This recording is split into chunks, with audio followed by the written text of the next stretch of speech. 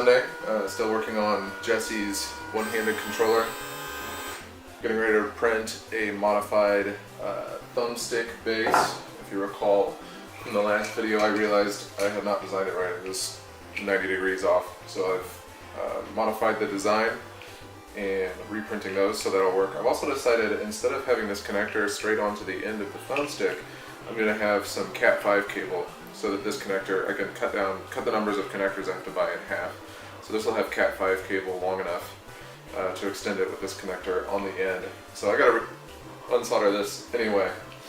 I really want to model the pistol grip for the controller today, but I'm still kind of clamoring around the interface on Autodesk Fusion 360, and it's always frustrating learning a new interface and a new design paradigm because it's more of an engineering package than what I'm used to.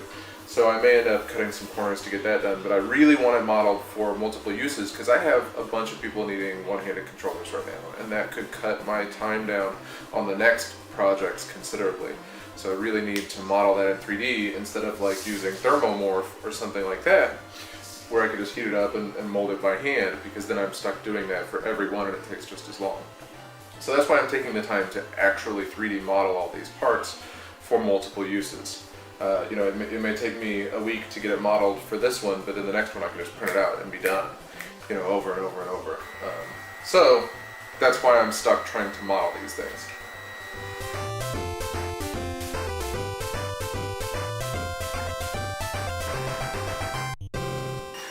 Here's a major annoyance. There's no way to pause prints in Cura. So I've got a tangle in my print. I've got to clip it, untangle it, and hope that I can get it all back on there without messing up my print too much. Ah! And I clipped it too low, because that's how smart I am.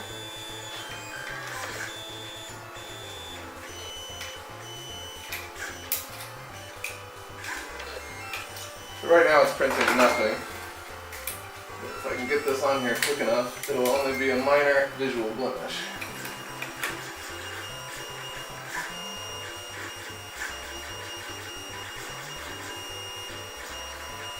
And there we go. We're printing again. Since I set the spool down here while it was kinked to turn on the camera to explain the problem, I accidentally bumped it over a step, which ruined the print anyway. All that effort for nothing, gotta start over. The new thumbstick base is done printing. It should work a lot better. The screws should now fit through it, and it should be oriented the right way, a little more versatile. I also ran to the store to get a finer point for my soldering iron, because the points I have to solder in here are really, really, really tiny, and my iron is too big right now, and unfortunately they only have the same size that I have. So I bought an extra tip, and I'm just going to grind down my tip and see if I can get it down to a nice point to use in that controller.